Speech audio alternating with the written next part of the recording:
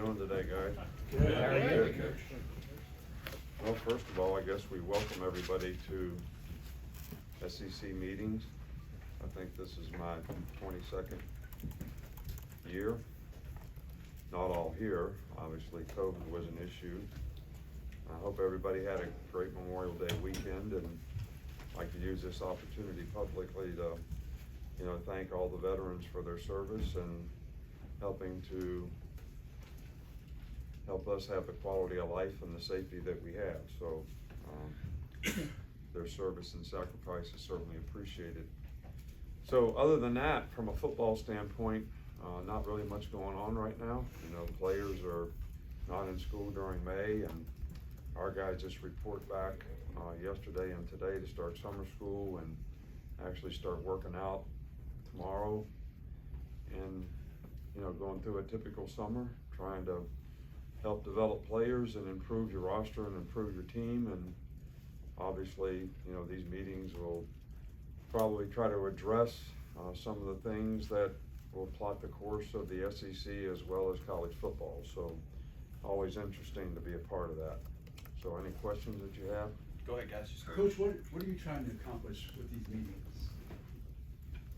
What am I trying to accomplish? I get an agenda for the meeting, and we go through the agenda. So it's not my meetings.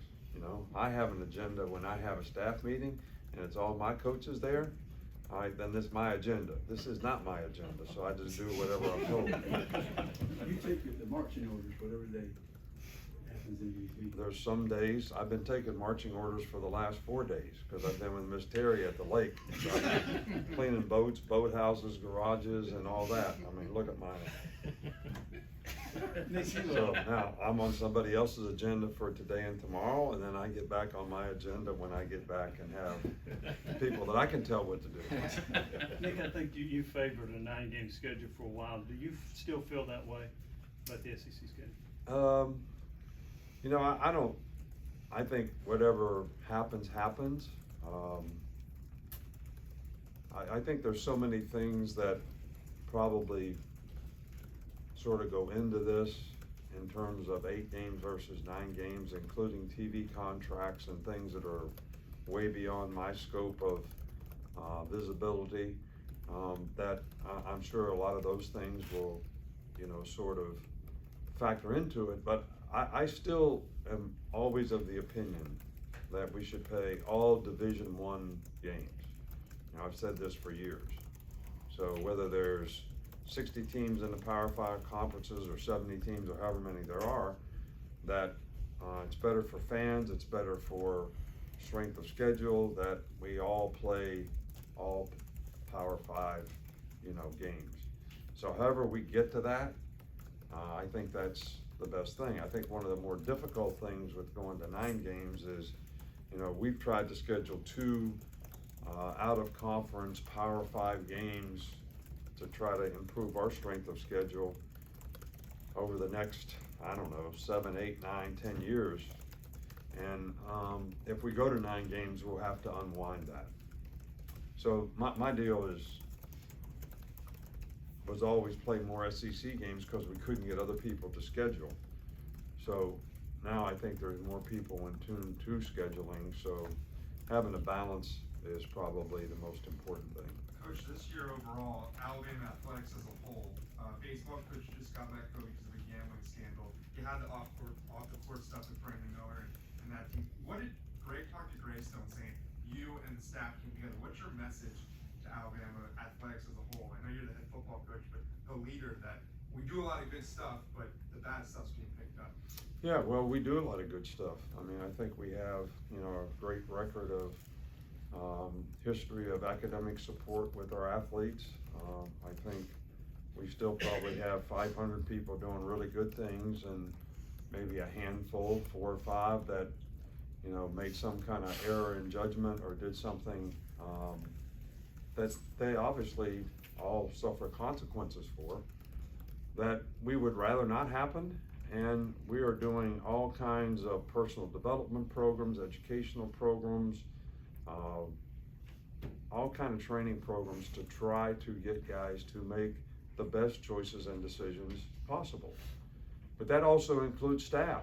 I mean, you know, we're the leaders of the organization. We all have a responsibility and obligation to set a good example and do the right things.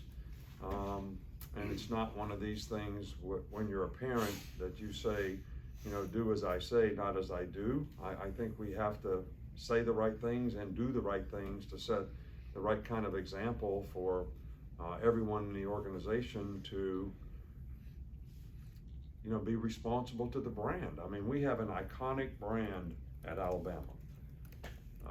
I just went to Italy. I got roll-tided in Venice, Florence, Ferrari plant, Rome, Amalfi Coast, in the elevator, walking down the street, it didn't matter. So, and we all have a responsibility and obligation, you know, to that brand. And there's a lot of people who've worked for many, many years to create the tradition that that brand represents. And I think we all have a responsibility and obligation to live up to that in terms of what we do, whether we're staff or player. When you see the betting scandals that have happened, not just at Alabama, but elsewhere, does it raise an alarm bell that, hey, I need to renew my focus talking to staff and players about situations like this? Yeah, we've always done that. That's always been a part of the personal development program. You know, we've had Michael Franchese talk to the team, who's one of the best guys when it comes to gambling. We've had gambling education programs. But I think, you know, one of the more difficult things is when you make things legal and all of a sudden there's so much more access to people are gambling and don't even know they're gambling on some of these social media things that I don't even know how to operate or run or ever been involved with. So I think you have to be more diligent about how you approach it with players so that they understand the consequences of even some of the slightest things, you know, that they may do when it comes to gambling. But there's a lot of things that we need to educate players on so that they don't get in trouble, as well as staff. And I think it's all very, very important. And every time these things come up, we try to make the adaptations that we need to make so that we anticipate what could happen and try to avoid it. You know, my dad used to always say, it's a lot easier to close the barn door before the horse gets out. And I've always kind of tried to live with that message.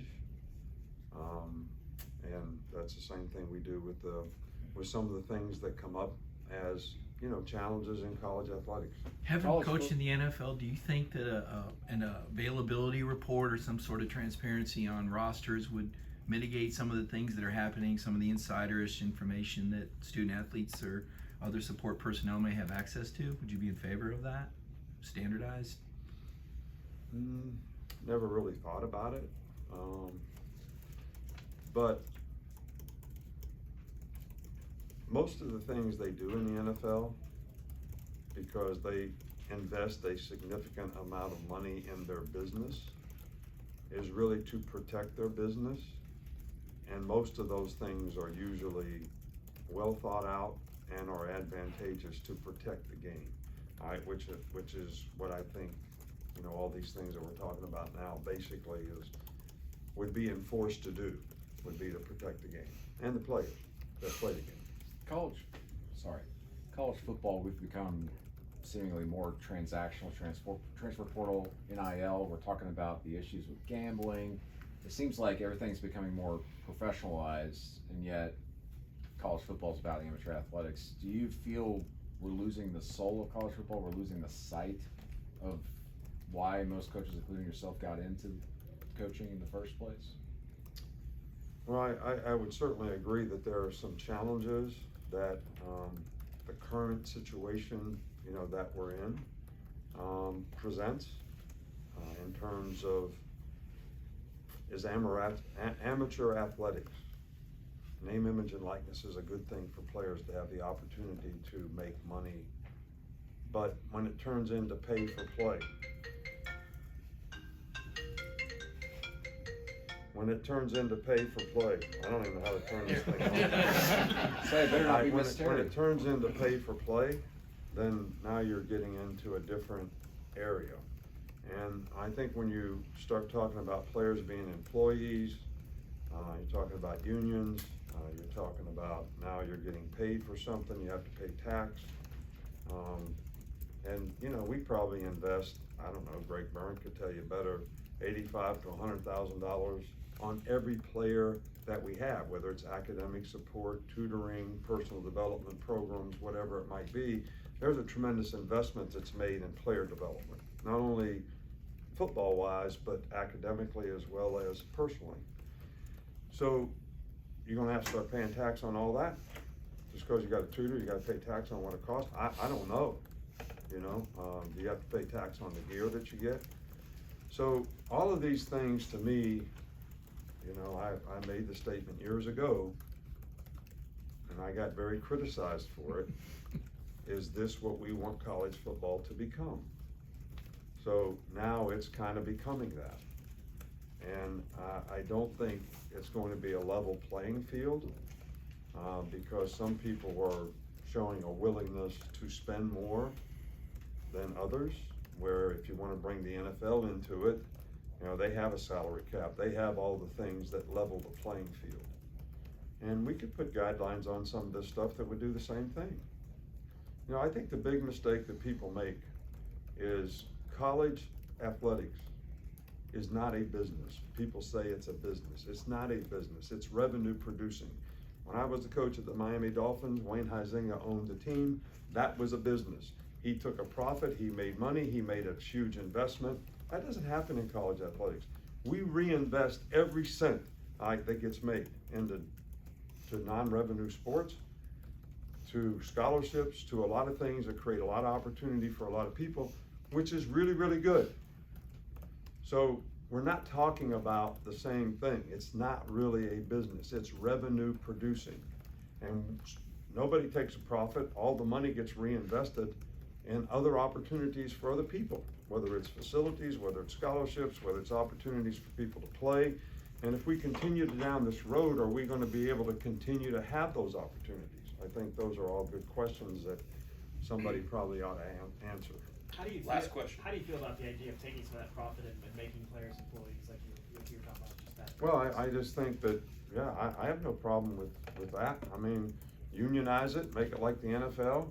I mean, if it's going to be the same for everyone, I think that's better than what we have now, because what we have now is we have some states and some schools in some states that are investing a lot more money in terms of managing their roster than others, and I think this is going to create a real competitive disadvantage for some in the future, and it's also going to create an imbalance in competitive nature of the sport, which that's not good for the sport. Everything they do in the NFL is to create what?